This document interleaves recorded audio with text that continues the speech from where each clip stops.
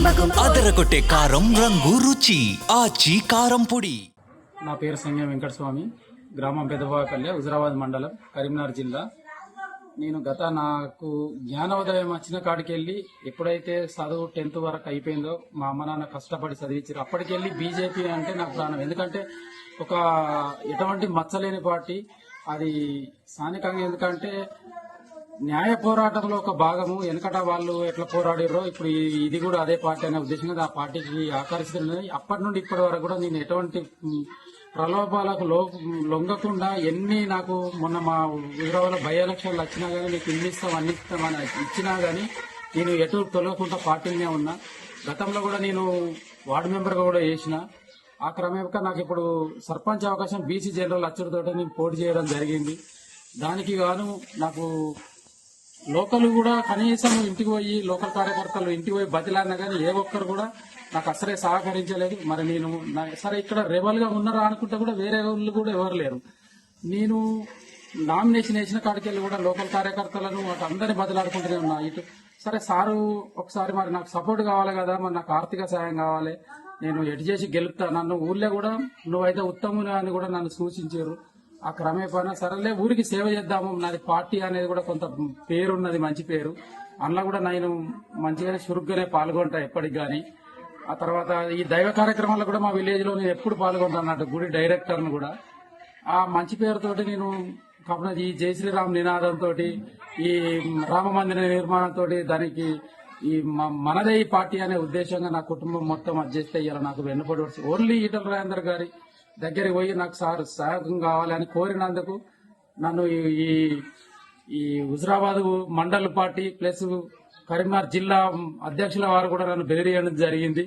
దానికి నాకు మీరు అక్కడికి పోతేనైతే నీకు ఎటువంటి సహాయ సహకారాలు అందియము మేము ఆర్థికంగా కానీ ఏడగాని అని సార్ కూడా నాకు టైం ఇచ్చిండు. ఒక రోజు మీటింగ్కి వస్తానని వీటికి రూట్ మ్యాప్ కూడా అడిగితే కూడా నాకు సార్ సరే సార్ అన్న వాళ్ళ నీకు ఇప్పుడు మళ్ళీ సార్ రూట్ మ్యాప్ కూడా నువ్వు ఇచ్చిన బట్ట కదా, ఇట్లా ఇస్తే మంచిగా కూడా నా దగ్గరికి రాత్రి వచ్చి బెదిరించారు. అసలు నువ్వు ఇస్తే కూడా మళ్ళీ వాళ్ళు తెల్లారి కూడా వచ్చి నీకు ఇన్ని డబ్బులు ఇస్తాము, నువ్వు కంపల్సరీ నువ్వు ఇక పోటీలో నిలుచో అని అనే నాకు డబ్బులు కూడా ఒక 5 నుండి 6 లక్షలు ఇస్తామన్నారు. వ్యక్తిగతంగా కూడా నా దగ్గరికి వచ్చి చెప్పారు. ఎవరు కరీంనగర్ కార్పొరేటర్ ఒక అతను, హైదరాబాద్ నుండి వచ్చిన ట్రైనింగ్ ఆఫీసర్ అడ్వర్టైజర్, తర్వాత రామ్ల కుమార్, గంగాడి కృష్ణారెడ్డి గారు, సంజయ్ అన్న నువ్వు చెప్పినట్టు కనుక చేసి అంటే నేను నీకు 7 నుండి 8 లక్షలు కూడా మేము గెలిపితే కూడా నీకు సాయం అందిస్తాం తప్పనిసరి అని చెప్పడం వల్ల మరి సార్ సార్ అరణుడితోటే సరే నీ దగ్గర ఉన్నాయైతే మొదట వీళ్ళు ఇస్తారు కదా అని చెప్పేసి నేను బజార్లు అప్పుల మీద అప్పులు చేసుకుని చేయడం జరిగింది. ఈ క్రమం 5-6 గంటల దాకా పంచే క్రమంలో కథం చేతులు ఎత్తేసారు. నన్ను ఇప్పుడు ఎక్కడ గారు చేసారు. అసలు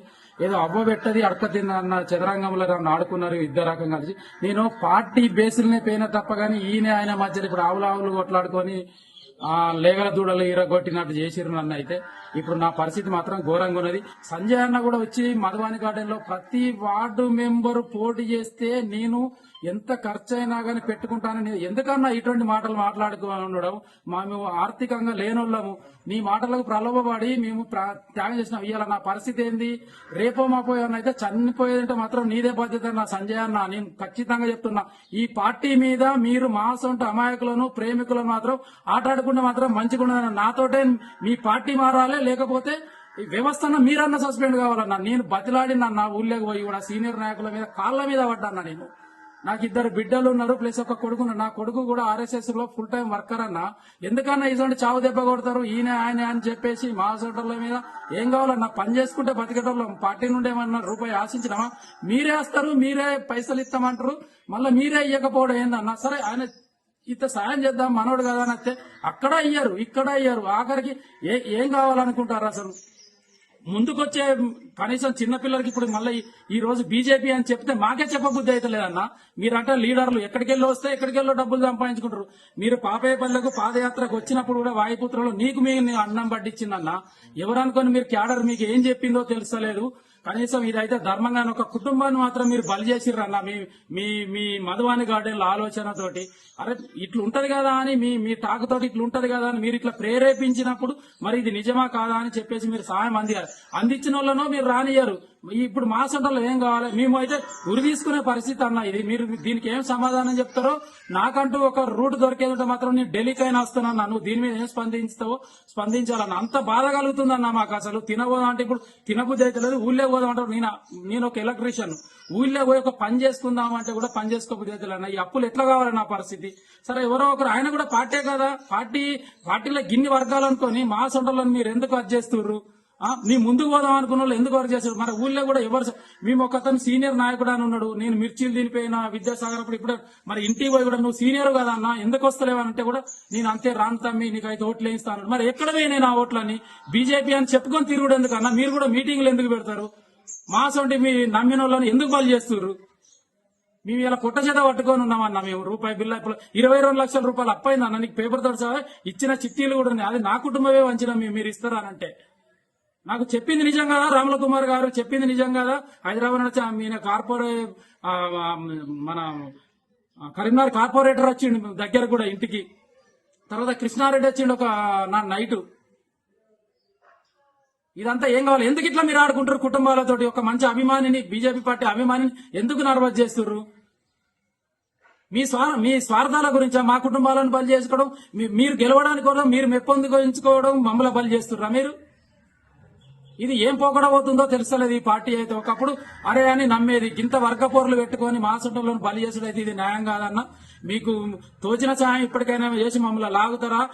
ఇకనైతే మీ డబ్బుల వల్లనైతే మేము కోల్పోయినాం, మానసికంగా మెంటల్ గా కూడా మేము పోయినామన్నా. ఇప్పుడు తలెత్తుకొని పరిస్థితి వచ్చింది. మీరు మమ్మల్ని ఆదుకుంటారా, లేకపోతే మేము చేసే పని మేము చేసుకోమన్నా అది మీకు ఏం జరగాలన్నా జరుగుతుంది. ధన్యవాదాలు అన్నగారు, మీ పార్టీని నమ్ముకున్నందుకు. నేనైతే గత 40 సంవత్సరాలకెళ్లి మీరు రికార్డు చేసినా ఎవరు చేసినా మన బ్యాలెట్ మీద పేరు సింబల్ కమలం పువ్వు వచ్చిందంటేనే పడి చచ్చుకుంది ఆయన. ఈ రోజు కూడా సంజయ్ అన్న గారిదే ఫోటో పెట్టుకుంటా నేను.